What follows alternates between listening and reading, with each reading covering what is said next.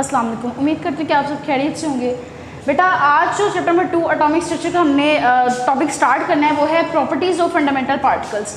अब ये समझ लें कि ये हमारी जो वीडियो है, ये जो लेक्चर है, इस पूरे चैप्टर का सबसे आसान और सबसे छोटा लेक्चर है। इसमें कुछ भी समझाने वाला नहीं है। इसको जस्ट मैं इसलिए अपना ताकि आपको थोड़ा सा इस पर गाइड कर दूँ कि आपने इसको जस्ट याद करना है। इसको MCQs के लिए या शायद ही कोई शॉर्ट क्वेश्चन में दे, शॉर्ट क्वेश्चन वैसे इसमें नहीं आएगा। MCQs के लिए आप इसको पढ़ने, और मैं एक दफ़ा इस टेबल को आपके सामने गो थ्रू कर देती हूँ कि बेसिकली ये है क्या।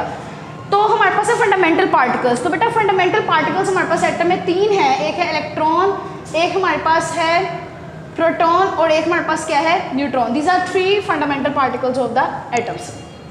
अब इन 3 फंडामेंटल पार्टिकल्स की हमने प्रॉपर्टीज़ को देखना है। तो बेटा पार्टिकल्स 3 हैं, proton, neutron and electron. Charges की अगर हम इसकी बात करें तो प्रोटॉन का जो चार्ज होता है वो होता है प्लस यानी पॉजिटिव चार्ज होता है, दैट इज 1.6 02 × 10⁻⁻19। और इलेक्ट्रॉन पे भी सेम चार्ज है, लेकिन जस्ट डिफरेंस ये कि प्रोटॉन बीइंग पॉजिटिव पार्टिकल, उसका चार्ज हमने यहाँ पॉजिटिव में लिखा हुआ है। Electrons are the negative particle, तो हमने इसका चार्ज इसमें लिखा हुआ है नेगेटिव में। बाकी आप देखें कि वैल्यू की एग्जैक्टली क्या है, सेम। तो यही बात मैंने अपने पिछले लेक्चर में बताई थी कि जो एटम में जितने प्रोटॉन होते हैं उतने क्या होते हैं इलेक्ट्रॉन, और एक प्रोटॉन का जितना चार्ज है, एक प्रोटॉन का जितना हमारे पास क्या है चार्ज है, उतना ही चार्ज हमारे पास क्या है, एक इलेक्ट्रॉन का चार्ज होता है। और यही रीज़न है कि अगर मेरे पास एक एटम में 10 प्रोटॉन हैं, 10 इलेक्ट्रॉन हैं, तो जितना पॉजिटिव चार्ज होगा, जितना पॉजिटिव चार्ज होगा उतना ही कौन सा होगा, नेगेटिव चार्ज। तो बड़ा ये यहाँ से हमने समराइज कर लिया, ठीक है। इस टेबल, ये टेबल हमें ये बताता है कि एक एटम में जितना पॉजिटिव चार्ज होगा उस एटम में उतना ही चार्ज होगा नेगेटिव होगा। और न्यूट्रॉन आपको पता है उसके नाम से कि neutrons are the neutral particles. अब हम नेक्स्ट पे मूव करते हैं। रिलेटिव चार्ज तो ये बेटा बिल्कुल सेम है। इसका जो रिलेटिव चार्ज है दैट इज +1, इसका रिलेटिव चार्ज है -1 और ये 0। चार्जेस हमने पहले डिस्कस कर लिए कि जितना प्रोटॉन का चार्ज उतना ही इलेक्ट्रॉन का चार्ज, यानी जितना पॉजिटिव उतना ही negative. Neutrons are neutral. Mass की बात करें किलोग्राम, तो मैस में असल में अब चेंज आ जाएगा। चार्जेस में प्रोटॉन एंड इलेक्ट्रॉन एक दूसरे के इक्वल है। चार्जेस में प्रोटॉन एंड इलेक्ट्रॉन एक दूसरे के इक्वल है। मैस में प्रोटॉन एंड न्यूट्रॉन एक दूसरे के तकरीबन इक्वल हैं। और ये इलेक्ट्रॉन से कितने गुना वजनी है, 1836 टाइम्स।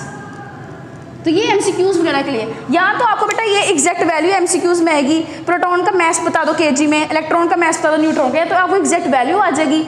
अगर एग्जैक्ट वैल्यू नहीं है तो इस तरह कह सकते हैं कि प्रोटॉन का मैस किसके इक्वल होता है, न्यूट्रॉन के।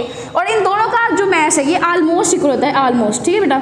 और इनका जो वो है ओवरऑल जो मैस है इलेक्ट्रॉन से कितने टाइम ज़्यादा है, तो 1836 time greater than the electron. तो हम इसको पढ़ भी लेते हैं।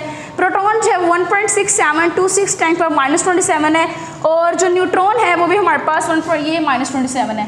1.6726 × 10⁻⁻27, तो ये ऑलमोस्ट क्या है हमारे पास इक्वल है। और अगर हम इसकी बात करें 9.1097 ×−31, तो ये -27 और आप देख सकते हैं -31, और वैल्यू भी ये 1.6 थी और ये 9.1 पे जा चुकी है। इतनी बड़ी वैल्यू नेगेटिव में, इसका मतलब ये कि ये इलेक्ट्रॉन का जो मैस है वो प्रोटॉन एंड न्यूट्रॉन से बहुत कम है। तो यहाँ से आपको ये चीज़ें MCQs में आ सकते हैं, यहाँ से आपको ये MCQs बन सकते हैं। और यही मैस बेटा उन्होंने AMU बताया जो आपको एग्जैक्ट आ सकता है। प्रोटॉन का AMU मैस 1.0073, न्यूट्रॉन का 1.0087 एंड ये हमारे पास लास्ट में इलेक्ट्रॉन का 5.4858 × 10⁻⁴।